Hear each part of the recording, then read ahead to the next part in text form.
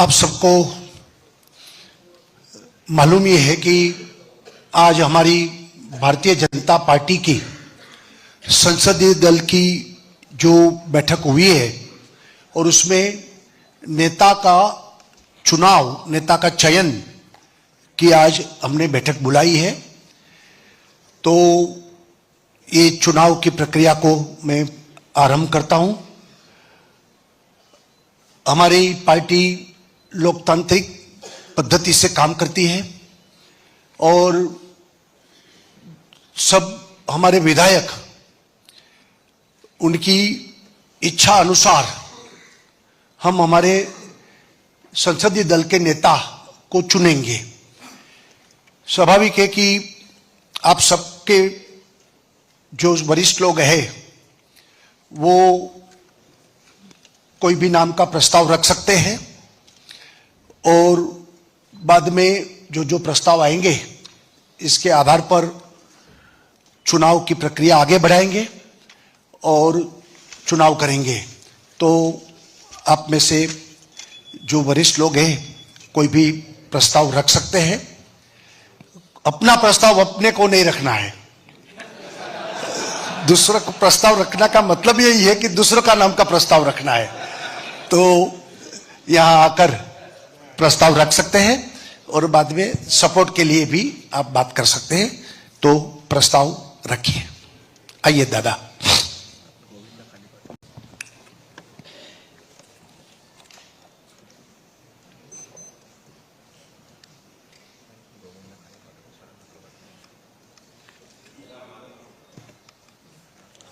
मी महाराष्ट्राच्या विधिमंडळ गटनेतेपदी आपल्या सगळ्यांचे मित्र, आपल्या सगळ्यांचे नेते, आपल्या सगळ्यांचे मार्गदर्शक माननीय देवेंद्रजी, सरिताताई,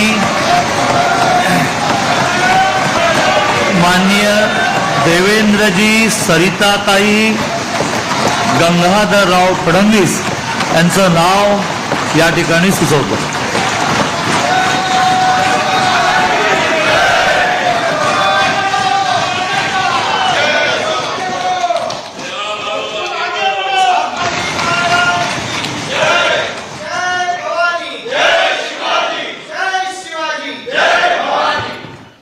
भारतीय जनता पार्टीच्या विधिमंडळाच्या नेतेपदी आदरणीय चंद्रकांत दादांनी आणि सुधीरभाऊ मुनगंटीवारांनी आदरणीय देवेंद्रजी फडणवीस यांचा प्रस्ताव मांडलेला आहे। याला मी मनापासून अनुमोदन देते आणि मनापासून त्यांना खूप खूप शुभेच्छा देते।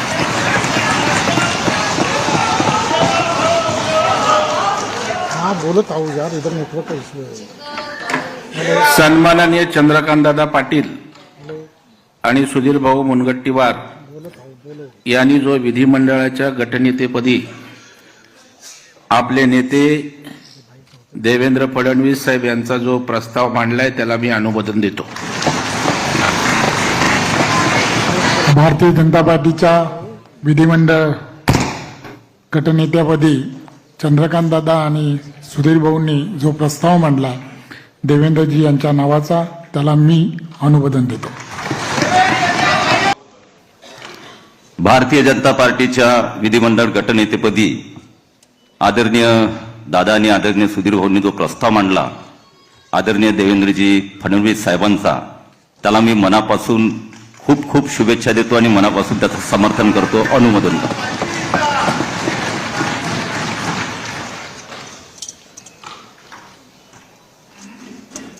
भारतीय जनता पार्टीच्या विधिमंडळ गटनेतेपदी आदरणीय चंद्रकांतदादा पाटील आणि मी संजय वामन सावकारे, भारतीय जनता पार्टीच्या विधिमंडळ गटनेतेपदी आदरणीय चंद्रकांतदादा पाटील आणि सुधीरभाऊ मुनगंटीवार यांनी जो प्रस्ताव सादर केलाय त्याला मी अनुमोदन देतोय आणि देवेंद्र भाऊंना खूप खूप शुभेच्छा देतो।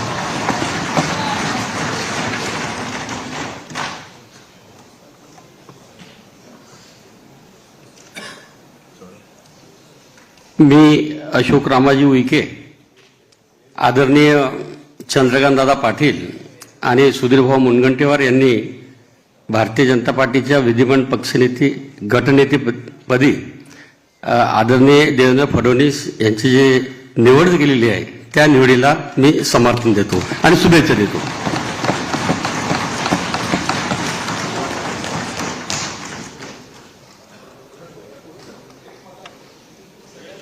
मी मेघना दीपक साकोरे बोर्डीकर आज भारतीय जनता पार्टीच्या विधिमंडळ गटनेतेपदी आदरणीय चंद्रकांत दादा व आदरणीय सुधीर भाऊंनी ज्या नवमहाराष्ट्र घडवण्याची क्षमता असलेल्या आदरणीय देवेंद्र फडणवीस साहेबांच्या नावाला जो प्रस्ताव मांडलेला आहे त्याला मी अनुमोदन देते. धन्यवाद.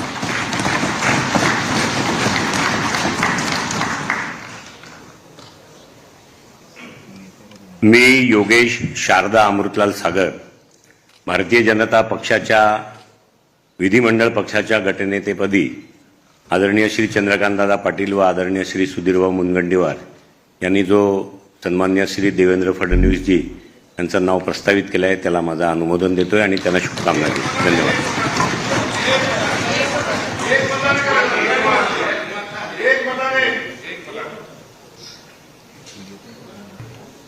मी संभाजी दिलीपराव पाटील निलंगेकर, माननीय चंद्रकांतदादा पाटील, माननीय सुधीर भाऊ यांनी जो माननीय देवेंद्रजींचा विधिमंडळाच्या गटनेतेपदी जो प्रस्ताव मांडलेला आहे याला अनुमोदन देतो आणि शुभेच्छा देतो. धन्यवाद.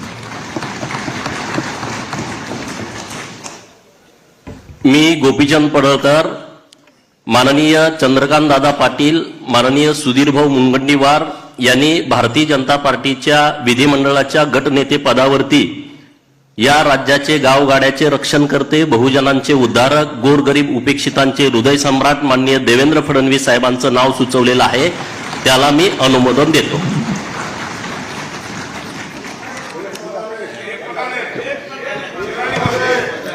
मी दिलीप मंगळू बोरसे, भारतीय जनता पार्टीच्या गटनेतेपदी माननीय चंद्रकांत दादा पाटील आणि सुधीर भाऊ मुनगंटीवार यांनी जो ठराव मांडला ते आदरणीय आमच्या महाराष्ट्राचे आदिवासींचे नेते देवेंद्र भाऊ फडणवीस यांना माझ्या वतीने आदिवासी जनतेच्या वतीने पाठिंबा देतो.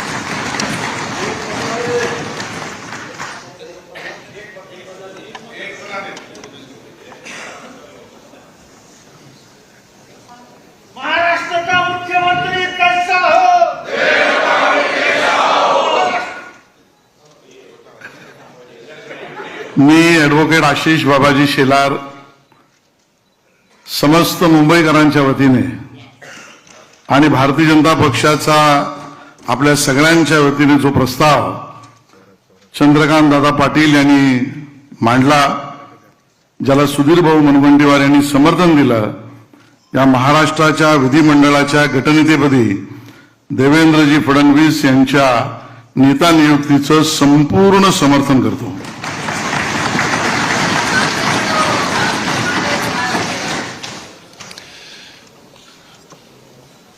मुझे लगता है कि एक ही प्रस्ताव आया हुआ है और कोई प्रस्ताव है?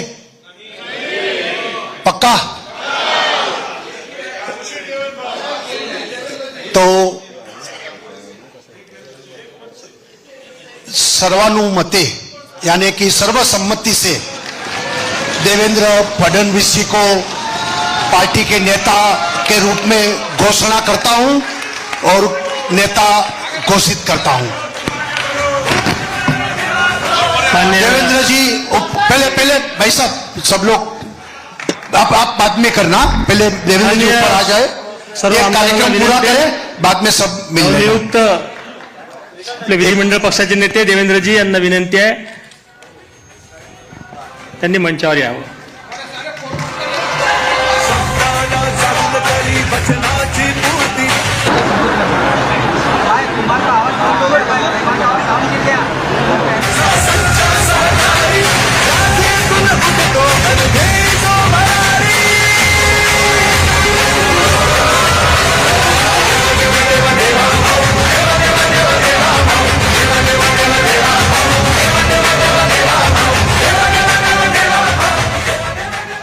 आपले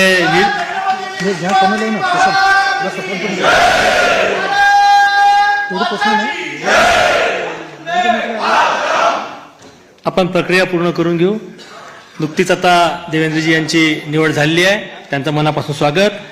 आपले निरीक्षक श्री रुपानीजी यांना विनंती आहे की त्यांनी देवेंद्रजींचं स्वागत करावं. आपल्या निरीक्षक श्रीमती निर्मलाजी, इनसे भी विनंती है वो भी माननीय देवेंद्र जी का स्वागत करें.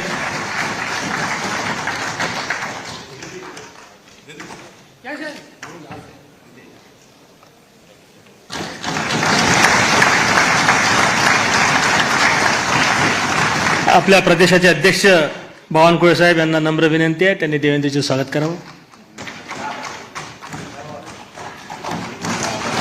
आपले मुख्य प्रतोद श्री शेलार साहेब यांना विनंती आहे, त्यांनी पण देवेंद्रजींचं स्वागत करावं.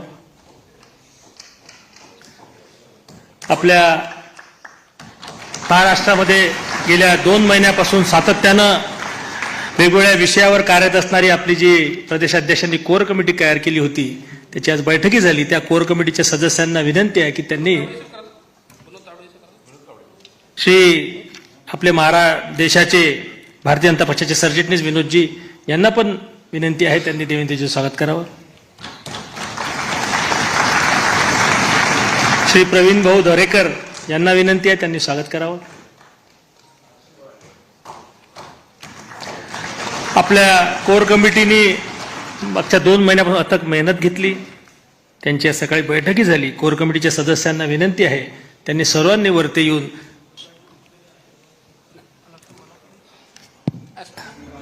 कोर कमिटीने वरती येऊन साहेबांचं स्वागत करावं. द्या दादा.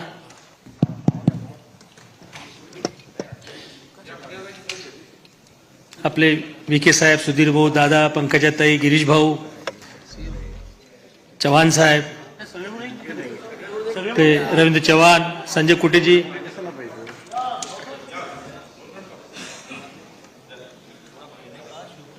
आपले महामंत्री राजूजी पांडे, विजयजी चौधरी, माधुताई नाईक, आपले आमदार विक्रांतजी पाटील. इसके बाद बाकी प्रक्रिया पूर्ण होगी. सभी को स्वागत करने का अवसर रुक के बाद में मिलेगा, तो बैठे रहेंगे अपने स्थान.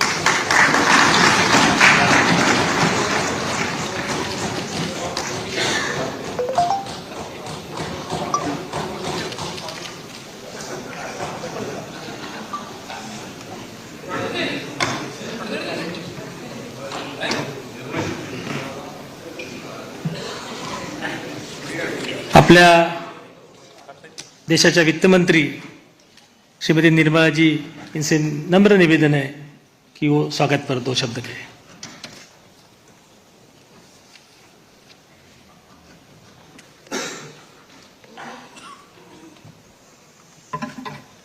आप सबको मेरा नमस्कार. और शुरुआत में ही नवनिर्वाचित एमएलएगण सबको मेरा बधाई. और इस सदन में उपस्थित वरिष्ठ नेतागण और मेरे साथ आए हुए ऑब्जर्वर के नाते विजय रूपानी जी, जो गुजरात के वरिष्ठ मुख्यमंत्री थे इससे पहले, और सांसदगण बहुत सारे भी आए हैं इस मीटिंग में, उनका भी मेरा प्रणाम. और अभी नवनिर्वाचित विधिमंडल के नेता के नाम में देवेंद्र फडणवीस जी का मेरा बधाई और नमस्कार.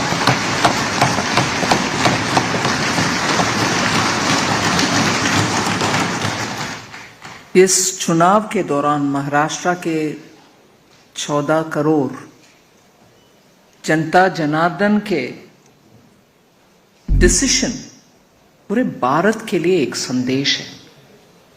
ये रेगुलर असेंबली इलेक्शन नहीं है। लोकसभा चुनाव के बाद महाराष्ट्र के इस चुनाव, इससे पहले हरियाणा का, इन दोनों से जनता के संदेश स्पष्ट है और महाराष्ट्र से ऐसे unexpected, unprecedented victory is a big message towards विकसित भारत। मैं मानती हूं कि जनता उनके अनुभव के अनुसार पिछले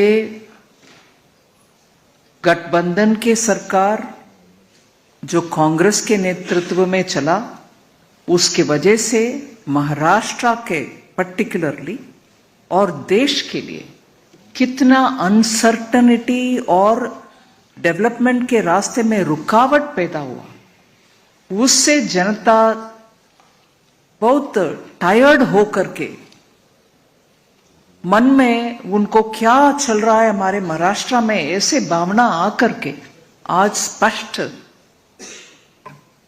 निर्देश दिए हैं और उसको सही आगे लेके चलने के लिए आप सब उत्सुक है।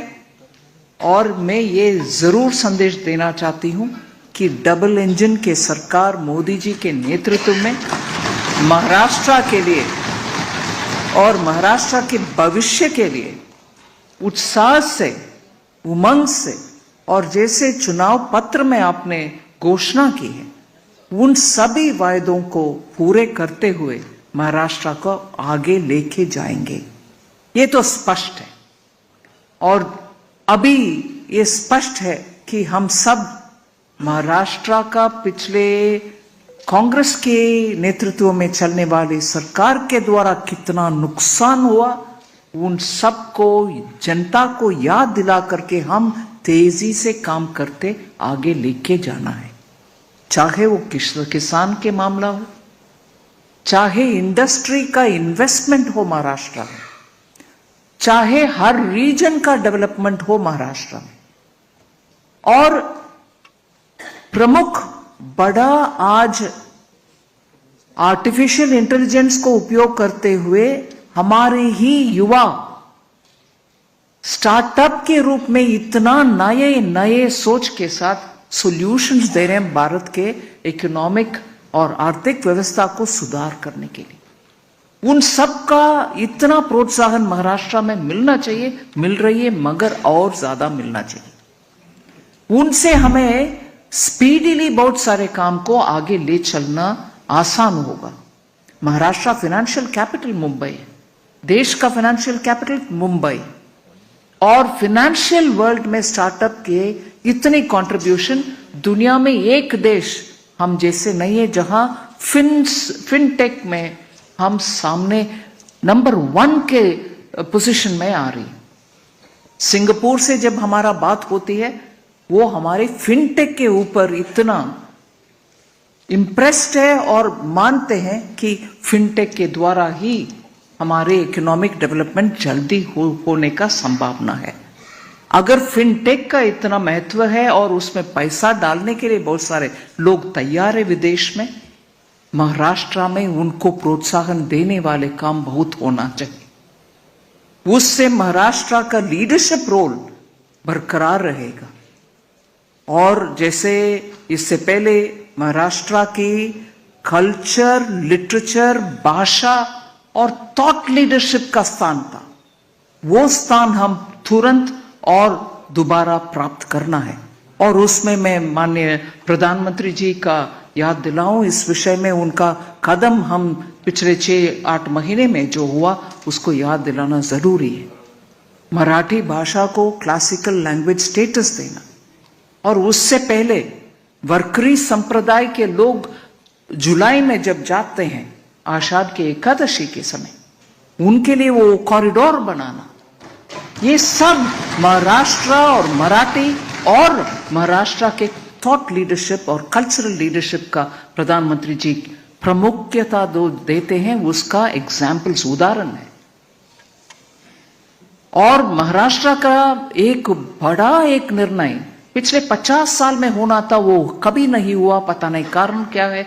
मगर अभी मोदी जी के द्वारा वदावन पोर्ट, जो उनका ड्राफ्ट के वजह से भारत में ही सबसे ड्राफ्ट ज्यादा अधिक है, ऐसे पोर्ट 76,000 करोड़ का अनाउंसमेंट होना सामान्य निर्णय नहीं है।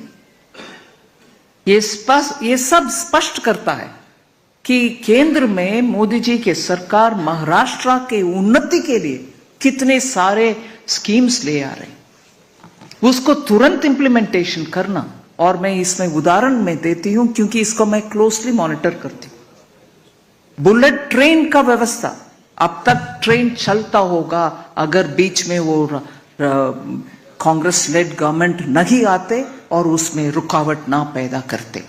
जापान से हमें इतना सस्ता से लोन मिला उस कारण, मगर डिले के कारण वो इधर उधर हो करके इतना कष्ट हम झेल रहे। ऐसे ही आ रहे शेड, मेट्रो का, कार्स का शेड, कितने डिले किसके लिए? मुंबई सबर्बन ट्रेन्स का भीड़ हम देख रहे हैं, उसमें जनता का सुविधा के लिए हम काम करने के लिए सामने आए, रुकावट पैदा करने वाले दूसरे पार्टी है। अभी मैं मानती हूं जनता इन सब को देख लिए और समझ लिए, इसलिए हमें इतना बड़ा सा मैंडेट दिए हैं। और इधर इस हॉल में नव निर्वाचित एमएलए गण के उत्साह देखकर मैं जरूर ये कहना चाहती हूं, मुंबई का अग्रणी स्थान हम तुरंत वापस ले आने के लिए काम करेंगे।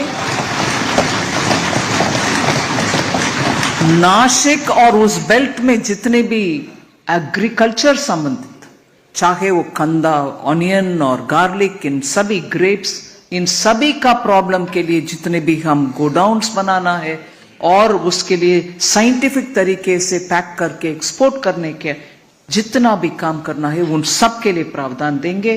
और डिफेंस का मैन्युफैक्चरिंग में अग्रणी स्थान, इधर कॉरिडोर नहीं आया मगर उससे ज्यादा काम हो रही है, उसके लिए केंद्र सरकार के द्वारा defence manufacturing, defence component manufacturing के लिए हम डेफिनेट डेवलपमेंट के लिए हम काम करेंगे। ऐसे ही विदर्भ क्षेत्र के लिए हम जरूर काम करना है, अच्छा सा ग्राउंड लेवल तक लेके जाना है डेवलपमेंट, वो भी हमारे मन में रहेगा। जैसे मैं हैदराबाद में बहुत सारे साल जीत चुकी हूं, इसीलिए लातूर, नांदेड़ उस प्रांत के ऊपर मेरा पर्सनल परिचय है, उस इलाके का भी हम प्रावधान देना है। आई एम श्योर आप सबके उत्साह से, एंथुसियाज्म और ग्राउंड में आपका कनेक्ट के वजह से और अभी नव नियुक्त नेता के लीडरशिप में हम सब जाएंगे और दिल्ली में केंद्र सरकार के द्वारा, प्रधानमंत्री मोदी जी के द्वारा पूरे कोऑपरेशन के साथ डबल इंजन, पावरफुल इंजन बन करके महाराष्ट्र को first in the country state बनाएंगे।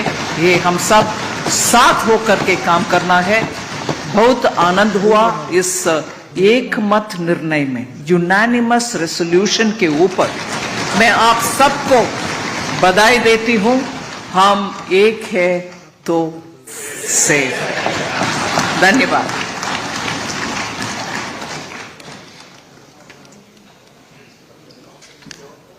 धन्यवाद निर्मला जी।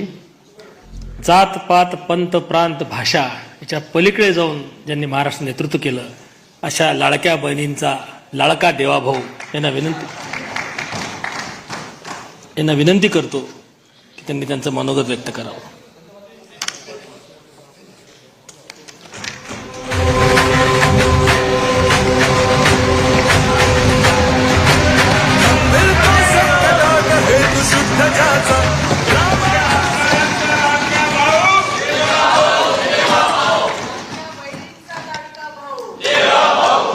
हिंदवी स्वराज्याचे सरसंस्थापक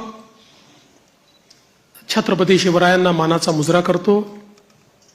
भारतीय राज्यघटनेचे शिल्पकार भारतरत्न डॉक्टर बाबासाहेब आंबेडकर यांना मानवंदना अर्पित करतो। आज आपली सगळी प्रक्रिया पार पाडण्याकरता या ठिकाणी उपस्थित झालेले गुजरातचे माजी मुख्यमंत्री आदरणीय रुपाणीजी, त्यांच्यासोबत आलेल्या भारताच्या वित्तमंत्री आदरणीय निर्मलाताई सीतारामनजी, आपले अध्यक्ष चंद्रशेखर बावनकुळेजी, माननीय विनोद तावडेजी, माननीय शिवप्रकाशजी, मंचावर उपस्थित असलेले सन्माननीय आशिष शेलारजी, प्रवीण दरेकरजी, या ठिकाणी आपल्या सहयोगी पक्षाचे जनसुराज्याचे विनय कोरेजी, त्याचप्रमाणे युवा स्वाभिमानचे रवी राणाजी, रासपचे रत्नाकर गुट्टेजी, आपल्याला ज्यांनी समर्थन दिलं ते एकमेव अपक्ष आमदार शिवाजी पाटील, भारतीय जनता पक्षाचे विधानमंडळातील माझे सर्व ज्येष्ठ सहकारी, कोर कमिटीचे सर्व सदस्य, माझ्या सर्व भगिनी आणि बंधूंनो,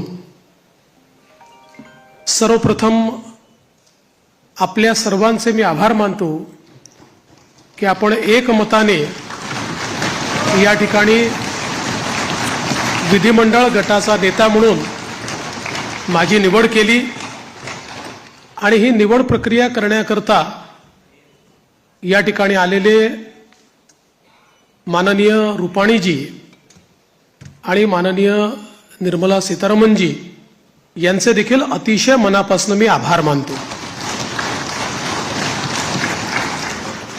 खरं म्हणजे आपल्या सर्वांना याची कल्पना आहे की यावेळची निवडणूक एक अतिशय ऐतिहासिक अशा प्रकारची निवडणूक राहिली आहे आणि या निवडणुकीचं विश्लेषण करायचं झालं तर मी असं म्हणेन की या निवडणुकीने एक गोष्ट आपल्यासमोर निश्चितपणे ठेवली आहे, ती म्हणजे एक है तो सेफ है आणि मोदी है तो मुमकिन है.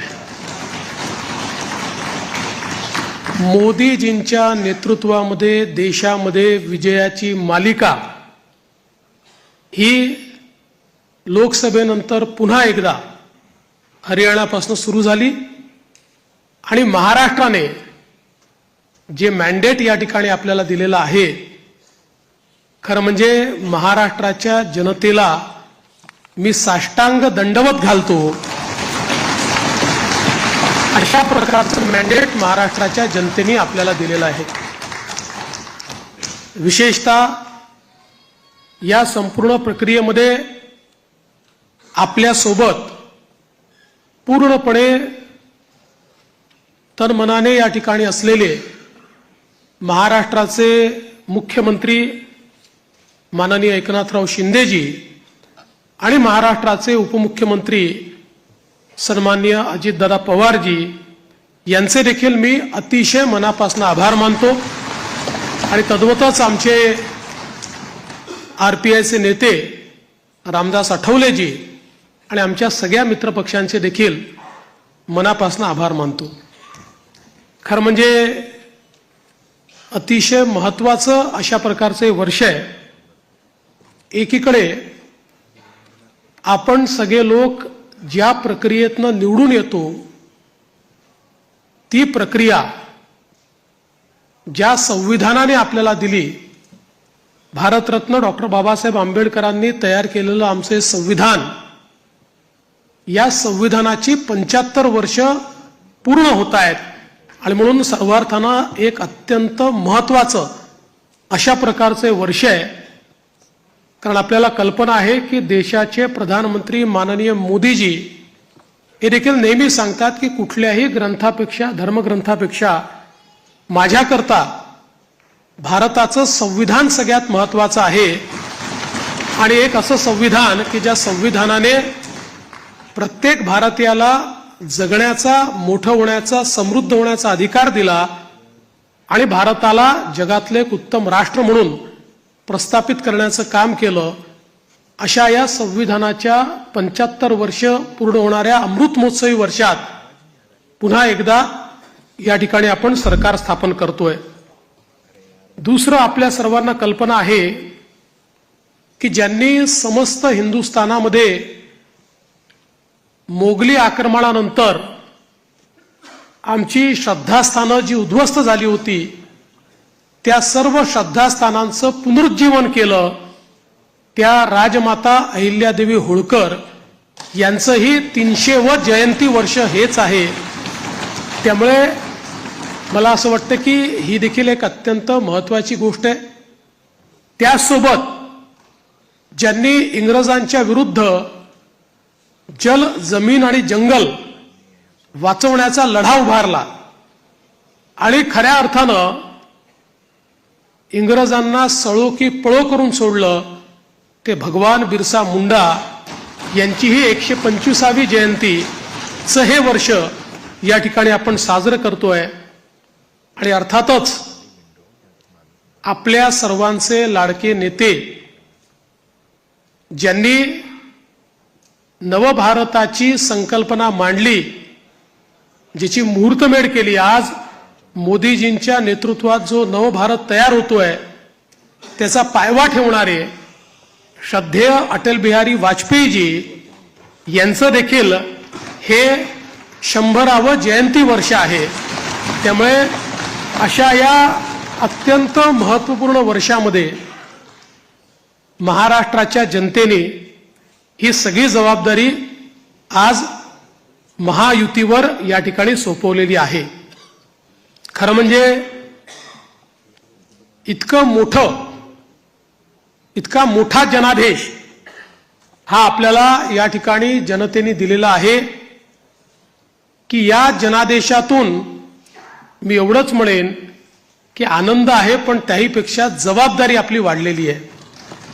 प्रचंड मोठी जबाबदारीची जाणीव करून देणारा अशा प्रकारचा जनादेश हा जनतेने आपल्याला दिलेला आहे.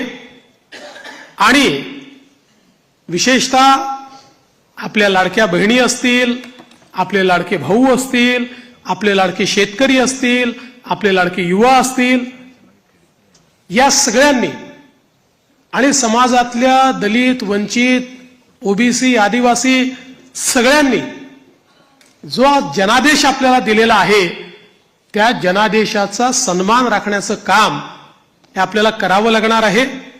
आणि म्हणून निश्चितपणे आपली प्राथमिकता आपण सुरू केलेल्या योजना आणि आपण दिलेली आश्वासनं ही पूर्ण करणं याच्याकडे आपली प्राथमिकता तर असेलच, पण त्यासोबत महाराष्ट्राला पुढे नेण्याकरता महाराष्ट्राला सर्व आघाड्यांवर पहिल्या क्रमांकावर आणण्याकरता आपल्या सर्वांना या ठिकाणी सातत्याने कार्यरत राहायचं आहे.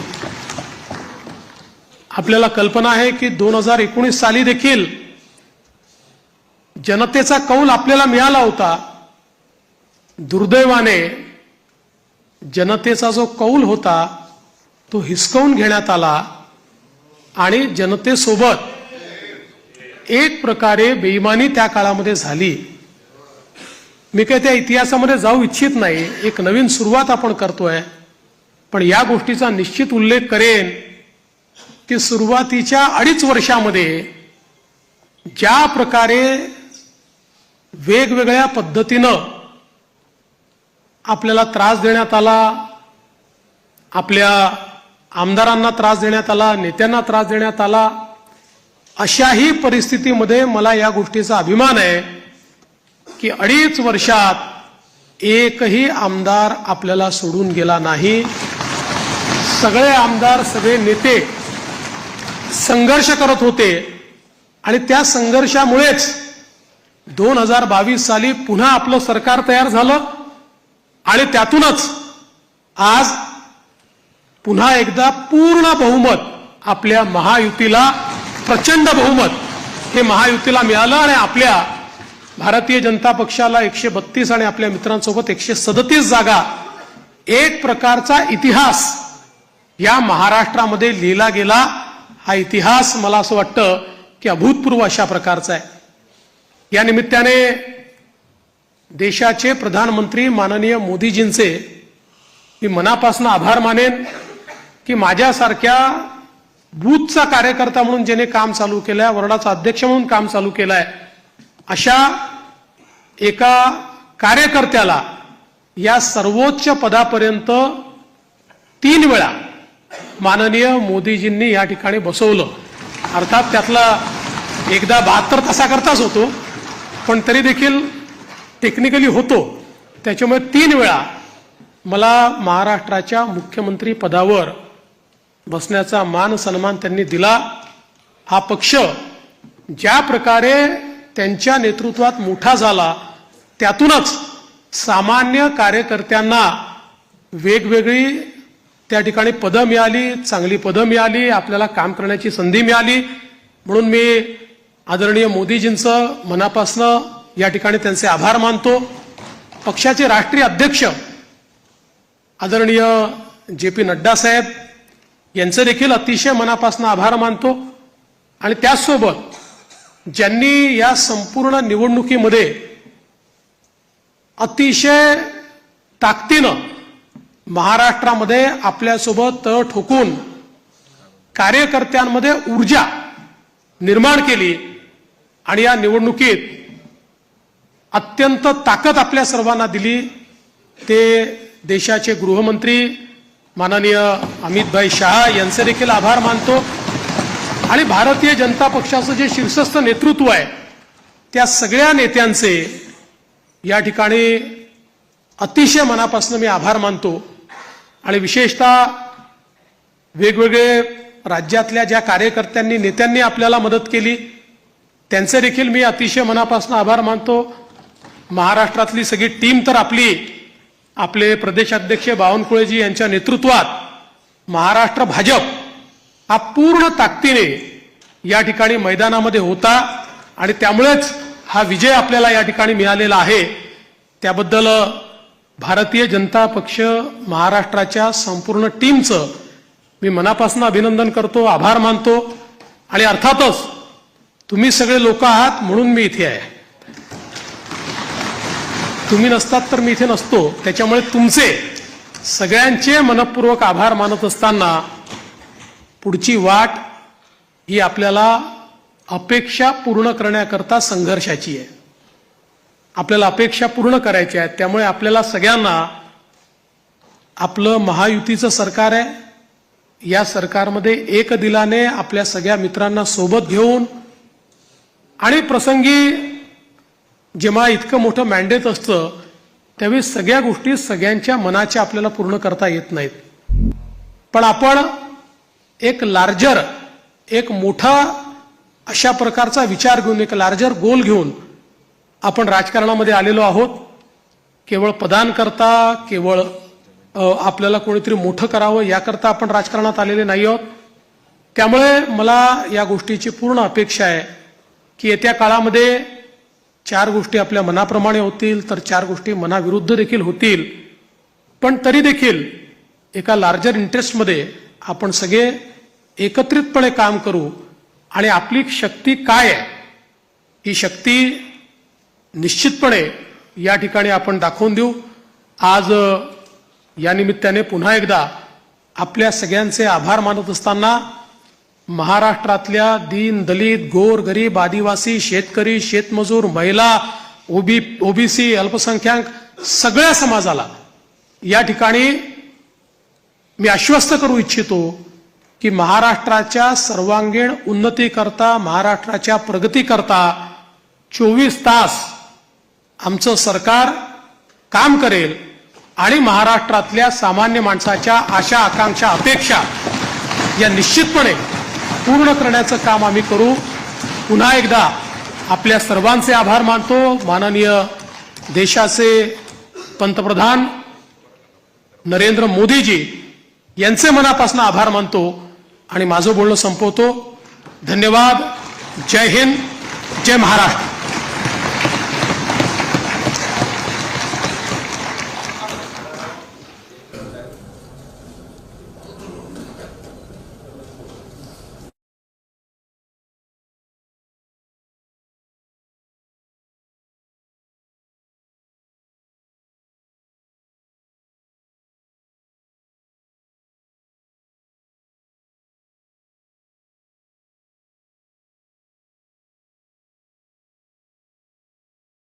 प्रेस कॉन्फरन्स आहे ते प्रेस अटेंड करतील आणि 15 मिनिटात खाली माझी विनंती आमदारांना ते आपण खाली एक आपल्याला आभार म्हणजे आधीच म्हणायला पाहिजे पण ते म्हणजे निवडणुकीमध्ये आपले जे प्रभारी होते माननीय भूपेंद्र यादवजी आणि अश्विन वैष्णवजी यांचं देखील